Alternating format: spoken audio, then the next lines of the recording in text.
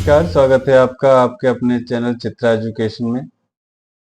और जैसे कि हमारी एनसीईआरटी हिस्ट्री की सीरीज चल रही है, के अंतर्गत हमारा क्लास 7 कंप्लीट हो चुका है और आज हम क्लास 8 की एनसीईआरटी हिस्ट्री शुरू करने जा रहे हैं।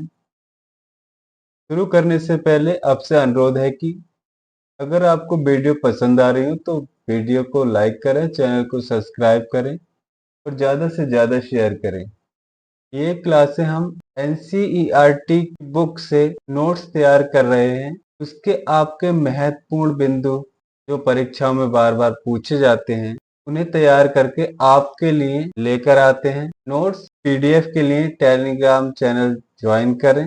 एनसीईआरटी क्लास 8 न्यू पैटर्न पे है। इसकी रीप्रिंटिंग आप देख सकते हैं, 2024-25 की है और इसी बुक हम इसके नोट्स तैयार कर रहे हैं, जो इसके की पॉइंट जो महत्वपूर्ण बिंदु हैं।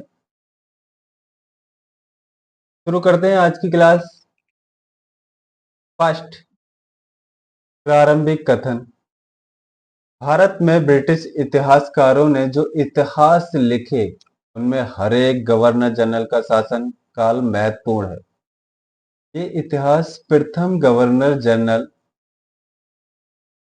वॉरेन हेस्टिंग के शासन से शुरू होते थे और आखिरी वायसराय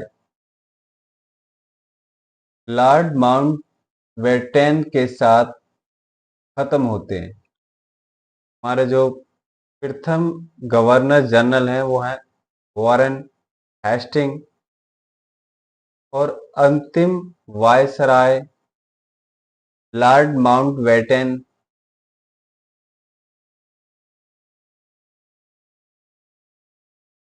अठारह सौ 17 में स्कॉटलैंड के अर्थशास्त्री और राजनीतिक दार्शनिक जेम्स मिल ने 3 विशाल खंडों में a history of British India means British भारत का इतिहास नामक एक किताब लिखी। इस किताब में उन्होंने भारत के इतिहास को हिंदू, मुस्लिम और ब्रिटिश इन 3 कालखंडों में बांटा था। जेम्स मिल ने भारत के इतिहास के लिए 3 कालखंडों में बांटा और इन्होंने एक पुस्तक लिखी, ए हिस्ट्री ऑफ ब्रिटिश इंडिया। और इस किताब में उन्होंने हिंदू, मुस्लिम, ब्रिटिश इन 3 कालखंडों में बांटा। मिल को लगता था कि सारे एशियाई समाज सभ्यता के मामले में यूरोप से पीछे हैं। इतिहास की उनकी समझदारी ये थी कि भारत में अंग्रेजों के आने से पहले यहाँ हिंदू और मुसलमान तानाशाहों का ही राज चलता था। यहाँ चारों ओर केवल धार्मिक वैर, जातिगत बंधनों और अंधविश्वासों का ही बोलबाला था। अंग्रेज के आने से पहले हिंदू, मुस्लिम और तानाशाहों का राज चलता था और यहाँ पर केवल धार्मिक वैर, जातिगत बंधन, अंधविश्वास का ही बोलबाला था।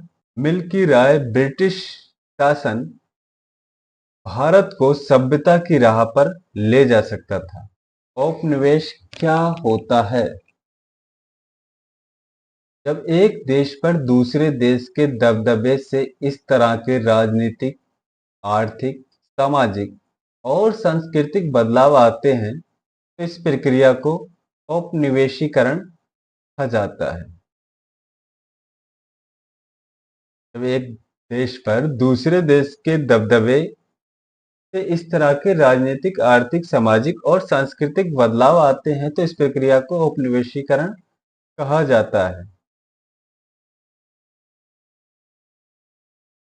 ये आप चित्र देख रहे हैं। भारतीय राष्ट्रीय अभिलेखागार 1920 के दशक में बनाया गया। जब नई दिल्ली का निर्माण हुआ तो राष्ट्रीय संग्रहालय और राष्ट्रीय अभिलेखागार दोनों ही वायसराय के निवास के नजदीक बनाए गए थे। इससे पता चलता है कि अंग्रेजों की सोच में इन संस्थानों का कितना भारी महत्व रहा होगा।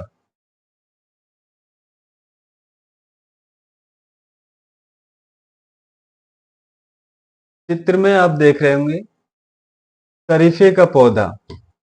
1770 का दशक अंग्रेजों द्वारा बनाए गए वनस्पतिक उद्यान और प्राकृतिक इतिहास संग्रहालयों में विभिन्न पौधों के नमूने और उससे संबंधित जानकारियां इकट्ठा की जाती थी।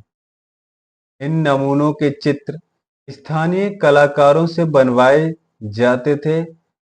अब इतिहासकार इस बात पर ध्यान दे रहे हैं कि इस तरह की जानकारी किस तरह से इकट्ठा की जाती थी और इससे उपनिवेशवाद के बारे में क्या पता चलता था। तो इसी के साथ आज का हमारा चैप्टर 1 यहीं पर समाप्त होता है। नेक्स्ट चैप्टर अगली क्लास में लेके आएंगे। जब तक आप वीडियो को लाइक करें, चैनल को सब्सक्राइब करें और ज़्यादा से ज़्यादा शेयर करें। मिलते हैं अगली क्लास में, तब तक के लिए जय हिंद।